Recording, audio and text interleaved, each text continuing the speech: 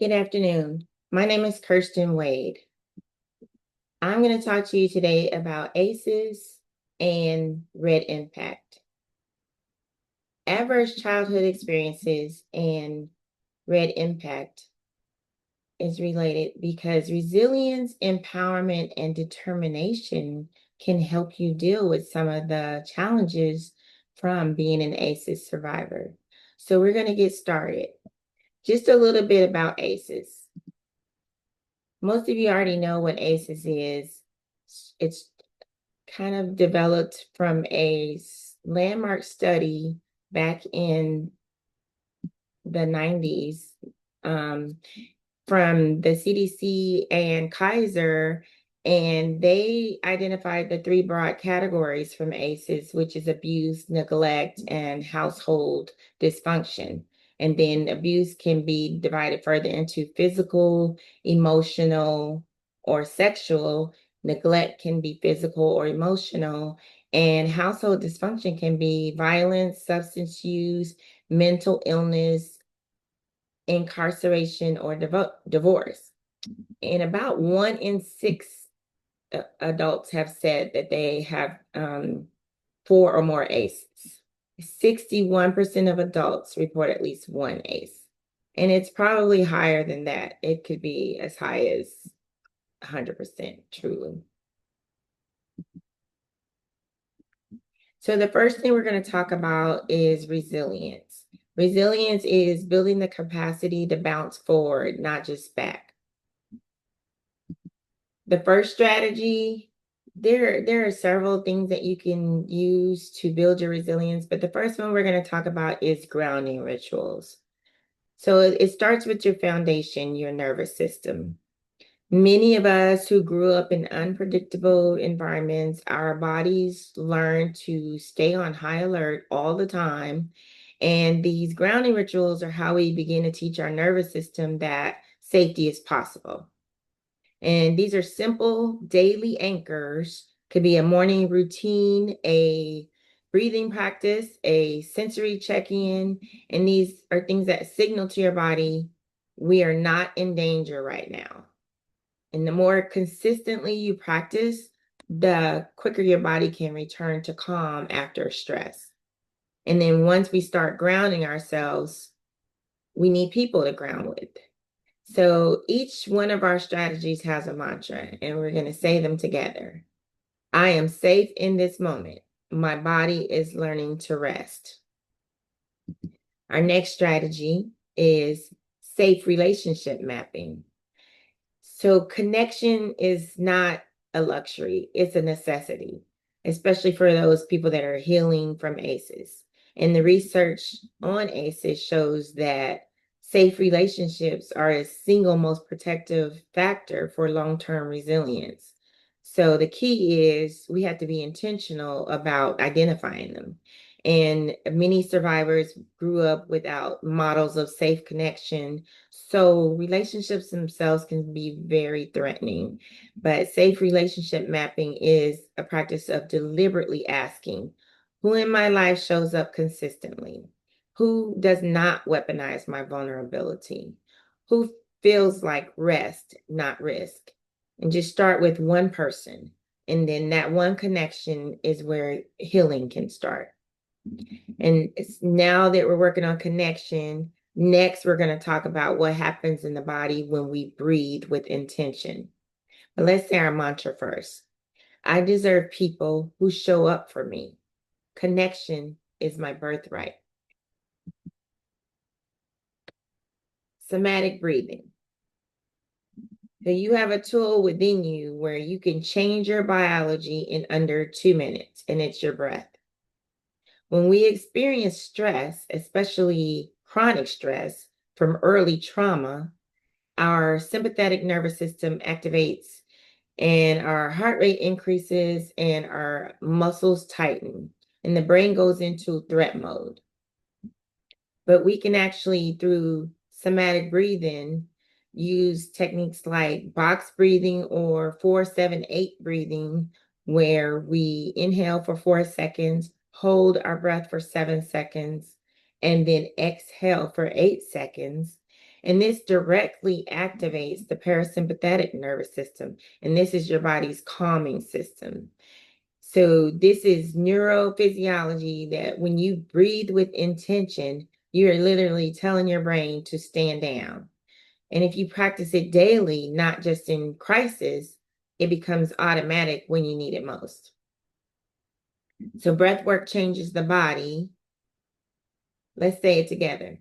Every breath I take is proof that I am still here and still rising. So next we're going to talk about how we change the story. Narrative reframing. Narrative reframing is the story we tell about our lives shapes the lives we're able to live. And so many ACEs survivors carry a story that was written by their trauma, not by them. And so when a story is that you've been damaged, you're broken, you're too much, or not enough, narrative reframing is a practice of reclaiming your own authorship. And so you're not pretending that hard things didn't happen, but you're just choosing to tell the story as a survival story, a story of strength and agency.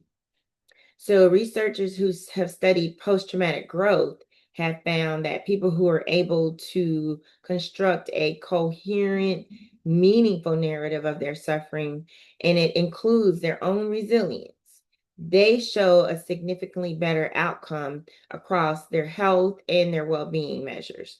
And so you have to remember your story is not over, and you get to write what happens next. So changing our story is very powerful. Let's say it together. My past shaped me, but it does not define me. I am the author now. Next, we're going to learn about celebrating the proof that we're still going. Celebration of small wins. So somewhere along the line, we probably decided that only big victories count. But for many survivors, the bar for self-acknowledgement, it's just been set way too high. And so we minimize what we've done. We move straight from one hard thing to the next without pausing. But neuroscience tells us that the brain responds very powerfully to recognition, and that celebrating that progress, however small, it actually rewires the reward circuitry. You got out of bed on a hard day, that's a win. You made the appointment you've been avoiding, another win. You set one boundary, big win. So I want you to start keeping a list, a running list. It's otherwise known as an evidence log of the way you showed up for yourself. And your brain needs this evidence to show that healing is happening. And you need to give it that evidence. So we laid kind of the foundation for resilience. And now we're going to talk about empowerment. But first, let's say our mantra. Progress, no matter how small, is still movement forward. And there are other strategies for resilience, but we don't have enough time to go through them all. Just know that you can build your own resilience one step at a time. Empowerment, reclaiming your voice, your choices, and your power. The first step is boundary setting practice. Boundaries is a word that sometimes get misunderstood. A boundary is not a wall. It's not coldness or rejection or being difficult, but it's an act of self-respect, a declaration of what you will and will not accept and how you're treated. And so for many ACEs survivors, boundaries were not modeled, they were not permitted, and they actually could have been actively punished. So learning to set them as an adult is both a healing practice and a reclamation of personal agency. Start small. Practice saying no in a low stakes environment or situation, and then just notice how your body feels when you honor your own limits. And that feeling, that exhale, is what sovereignty feels like. Boundaries protect us from what doesn't serve us. Let's say it together. My boundaries are not walls. They are wisdom made visible. Next, we're going to talk about values. Values clarification. And so when everything around you has been chaos, your values become a compass, but not always in the right way. ACEs often rob children of the ability to develop a stable sense of self because you were busy surviving. You're too busy surviving to ask, what do I actually believe? What matters to me? Values clarification is intentional practice of identifying your core beliefs and using them as a foundation for decision making. And when you know what you stand for, you don't have to look outside yourself for permission or direction. You have an internal GPS. Trauma cannot take it away. And take the time this week to ask yourself, if I stripped away everyone else's expectations, what would I choose to live by? That answer belongs to you. Let's say it together. When I know what I stand for, no one can tell me who I am. So now you know what you stand for. Let's make sure the world can hear it. Voice activation. Silence was a survival strategy. Using your voice is a healing strategy. For many children who experience adversity, staying quiet was the safest option. Don't speak up, don't ask questions, don't draw attention. That learned silence protected us then, but carried into adulthood, it keeps us small. Voice activation is the deliberate practice of speaking your truth, starting in environments that feel safe and low stakes, and then you can slowly expand from there. It might be sharing your opinion in a meeting. It might be telling your story at a support group. It might be saying out loud for the first time, what happened to me was not okay. Your voice is not a risk. It is a signal that you've arrived. Using our voices is powerful. Let's say it together. My voice matters. My story deserves to be heard. So is learning to honor the body that carries them. Body autonomy affirmation. Many ACEs involve some form of violation of safety, of space, of the body itself. So reclaiming ownership of your body is one of the most profound acts of healing that's available to survivors. Body autonomy affirmation is the practice of treating your physical self with intentional respect and care. You deserve it. You don't have to earn it. You deserve it. This might look like a morning skincare routine, an exercise routine, eating healthy, taking a walk when you feel like it, choosing what you eat, how you move, who touches you, and you're doing so from a place of internal agency, not fear. Your body carried you through things that would have broken others, and now it deserves your gratitude. So we're reclaiming our voice and our body. Let's say it together. This body carried me through hard things. I honor it now. Now, let's reclaim our future. So the last thing in empowerment we're going to talk about is goal setting with agency. And there's something profound that happens when you set a goal and you achieve it. You become the evidence. Childhood adversity often takes away our internal locus of control, the belief that your actions affect your outcomes. When the environment was unpredictable and the responses were inconsistent, the lesson learned was what I do doesn't matter. But goal setting with agency is a practice of deliberately choosing small, meaningful targets and following through on them to rebuild that neural pathway. One goal per week, something self-directed, specific, achievable, not to perform for anyone else. It's to prove to yourself repeatedly that you have the power to create change in your own life. The power was always yours. Setting goals reactivates our agency. Let's say it together. I am not waiting to be rescued. I am building my own way out. So next we're going to talk about determination.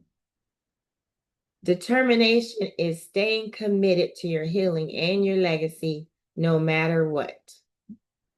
The first thing we're going to talk about in determination strategy is purpose anchoring. So Viktor Frankl was a Holocaust survivor, and he came out on the other side, and he did a lot of research, came up with man's search for meaning. And he documented that those who could connect their suffering to a larger purpose, who had a why, showed the greatest capacity to endure and ultimately to thrive. Purpose anchoring is the practice of connecting your daily actions to that larger why. And it doesn't have to be huge. It can be, I am healing so my children grow up differently. I am doing this work because someone needs to see that it's possible. I am staying because my story is not finished. When you have a purpose that extends beyond your own comfort, you have a fuel source that difficulties cannot extinguish. Purpose gives us a reason to keep going. Let's say it together. I don't just survive for myself. I rise for everyone watching me. Next, we're going to talk about obstacles because we know the path is always lined with obstacles. So let's talk about what we do when we hit them. Obstacle reframing. We can use ACEs as a curriculum. What have we learned? What you've been through has prepared you. It hasn't broken you. It's not saying that your trauma was any sort of gift, but it's saying that the skills you built in order to survive, the hypervigilance, the people reading, the capacity to function under pressure, the empathy born of your own suffering, that was real. And those are assets now. Obstacle reframing is the practice of asking, what did this teach me? So instead of acknowledging the pain, but alongside it, ACEs is not really what you would have chosen, but you've already completed these lessons. And what you've learned has value. So you can choose to use it. Reframing what happened is so, so powerful. Let's say it together.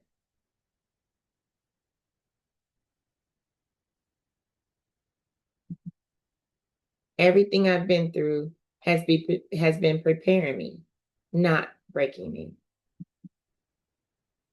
So next we're going to talk about building daily structures that keep us moving forward. Consistent routine building. For those of us who grew up in chaos, structure is not restriction, it's sanctuary. When the environment you grew up in was unpredictable, your nervous system never had the luxury of relaxing into a predictable rhythm. Consistent routine building is a practice of creating that rhythm for yourself deliberately, as an adult, as an act of self-governance. Any morning practice, regular meal times, bedtime rituals, these are evidence that you can create order, that the chaos of how you started does not have to be the architecture of your life. Every time you follow through on a routine you built for yourself, you are proving something to your nervous system. I am safe. I am stable. I am in charge of this house. Structure creates momentum.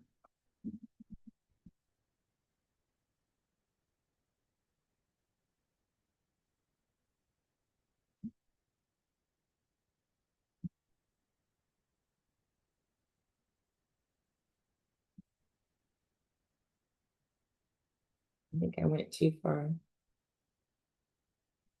All right, let's just say it together. Discipline is just self-love in action. I show up for me. Okay, here we go. Back on track. So the next thing is Community accountability. Momentum is more powerful when others are running alongside you. It's not a solo sport. Research on behavior change consistently shows that shared accountability dramatically increases your follow through. When we make our commitments visible to others who believe in our potential, who will celebrate our wins and gently kind of push us forward when we stall, we are far more likely to persist. For ACEs survivors who may have learned that other people are not safe, building accountable community requires courage, but I feel it's worth the risk. Find one person who sees your potential, not just your past. Share your goals. Check in regularly. Let them remind you who you are when you forget. You are allowed to have a team. Community holds us. Our community, our commitment to change sustains us. Let's say it together. I am not alone in this. We rise together. So let's just talk about the next and final stage of determination, the cycle breaker pledge. I put this in here because we need to talk about the cycle breaker. A cycle breaker is someone who looks at the patterns passed down through their family, the addiction, the violence, the neglect, the shame, the silence, and decides, not on my watch, not through me.